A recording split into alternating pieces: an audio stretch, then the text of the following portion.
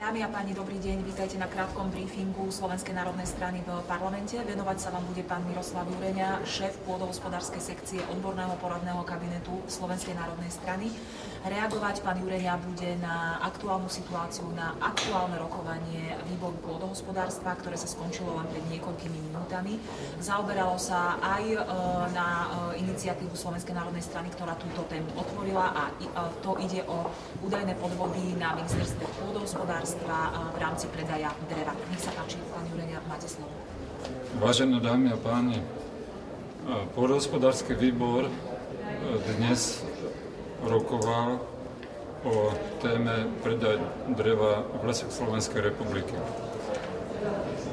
Výsledok je taký, že prijal uznesenie, že výbor zasadne v piatok o 8:00 hodine z jedného jediného dôvodu, že troška to odľahčím, jeho urodzenosť, pán veľkomožný gróf Žolt Šimon neprišiel, neráčil sa do Národnej rady s ospravedlnením, že má teda iné dôležité povinnosti. Každý si z toho robí svoj úsudok, ale je jednoznačné, na čo sme poukázali, a ďakujem aj vám, novinárom, že aj niektoré médiá túto tému zobrali a že dôveryhodne teda informovali občanov o tom, že jedna spoločnosť na Slovensku, ktorá vznikla 15.10., si môže kúpiť, jeden človek si môže kúpiť 600 000 kubíkov dreva v rámci dvoch zmluv a následne potom urobí ešte jednu zmluvu, takú transparentnú, kde 1500 kubíkov si kúpi v aukcii, čiže aukcie, ktoré pán Šimon presadzoval. A celá podstata veci spočíva v tom, že 600 000 kubíkov si tento pán kúpil za cenu ceníkovú, ktoré majú oblastné závody, niekde okolo 65 eur, jeden kubík. A v aukcii, v tretej zmluve, aukčnej zmluve, kupoval to isté drevo za 105 eur. Čiže výsledok je ten, že 600 000 kubíkov dreva kúpil za 65 eur a 1500 kubíkov dreva kúpil za 105 eur. Ak zoberieme minimálny rozdiel 30 eur, tak Lesy Slovenskej republiky, použijem slovo, boli okradnuté o 18 miliónov eur. Takže to je prvá téma. Ja verím, že pôdohospodársky výbor, a je dobré, že pôdohospodársky výbor vzhľadom na neprítomnosť pána Šimona sa rozhodol prerokovať túto veľmi vážnu klientelistickú záležitosť v piatok ráno o 8:00. A v prípade, že by znovu bola takýmto spôsobom odsabotovaná zo strany pána ministra, tak sa výbor uznesol, že urobí poslanecký prieskum v lesoch Slovenskej republiky a všetky veci si páni poslanci preveria. Takže to je jedna základná informácia. Považujem to za určitý posun dopredu a verím, že teda poslanci výboru sa budú touto vecou ďalej zaoberať. Ďalej by som chcel, nakoľko sa niekedy veci veľmi zjednodušujú, pretože keď poukážete na takýto prípad, ako som hovoril, tak nastanú osobné útoky, najmä voči mojej osobe, a nastanú útoky i voči strane, ktorú zastupujete. A začne sa hovoriť, že však vy v minulosti, história a tak ďalej. Takže je to veľmi zjednodušené, zažil som to viackrát na svojej osobe. K tomu môžem povedať len jedno, že by som to mohol si vymáhať na základe zákona o ochrane osobnosti, ale nebudem sa k tomu znižovať týmto spôsobom, ako to robí pán minister Šimon. Čiže keď on sám povedal, že SNS potrebuje Maďara preto, aby sme mohli na ňo útočiť, a ja som jasne povedal, pán Šimon, stále ste občanom Slovenskej republiky, hypoteticky možno nie ste, možno ste už Maďarom Orbánov Maďarska, ale ako predstaviteľ vlády Slovenskej republiky sa zodpovedáte občanom Slovenskej republiky. Ja len chcem ešte v tomto druhom bode ukázať, že ako sa robia voľby za peniaze napríklad environmentálneho fondu. Ako strana Most Híd robí voľby za peniaze environmentálneho fondu A paradoxne do tohto plynú peniaze z predaja emisí.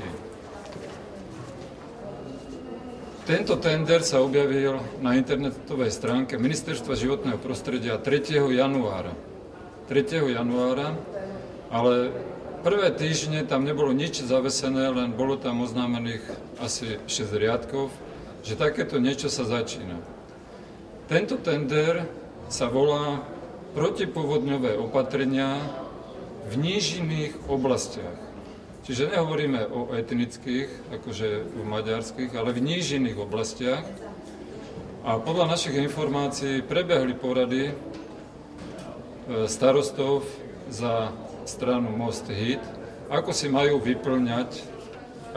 vyplňať žiadosti, kde v tých žiadostiach boli poučení, že aby suma žiadosti bola niekde okolo 20 000 eur. Takže jednoducho sa uvoľní suma peňazí prostredníctvom environmentálneho fondu. Poučia sa páni starostovia, nominanti príslušnej politickej strany Most Híd, ako majú vyplniť žiadosti. Podajú sa žiadosti, obce dostanú 20 000 eur a pracujeme na predvolebnej kampani, získavame si voličov. Takže je to veľmi jednoduché, zase z tejto dielne transparentnosti, ako sa robia voľby, ako robí voľby strana Most Híd za peniaze environmentálneho fondu. A chcem v závere zdôrazniť to, že environmentálny fond má zavedenú prax, že žiadosti sa podávajú spravidla na jeseň. Ale strana Most Híd zaviedla nový termín január, február, začiatkom roka. Asi to. Ďakujem.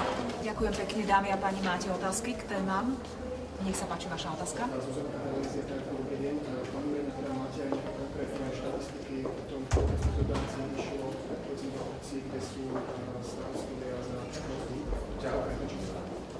Konkrétne číslo nemáme, pretože na internete sa nedočítate konkrétne číslo.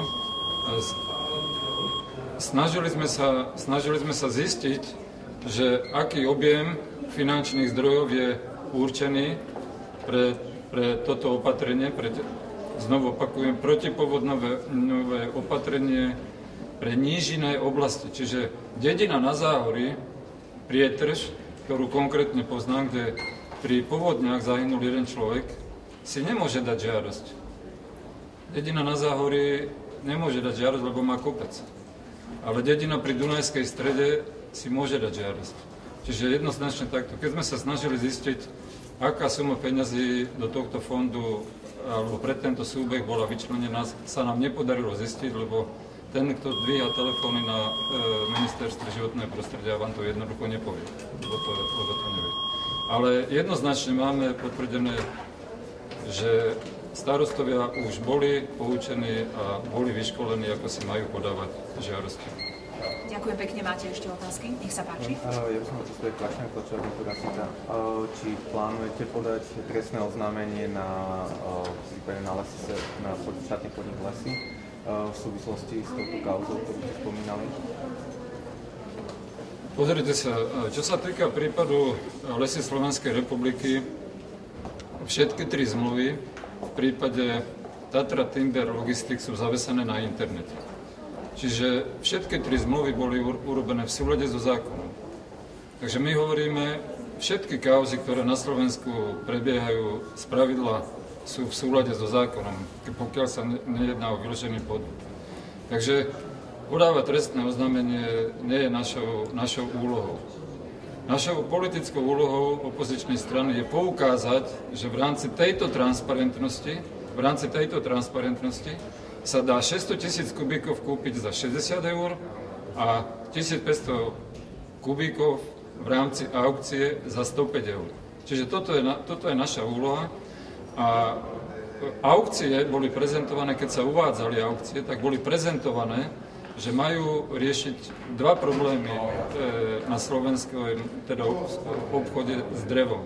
Poprvé, že zabrania priekupníctvu, toto je čisté priekupníctvo, a po druhé, že budú generovať trhovú cenu. Áno?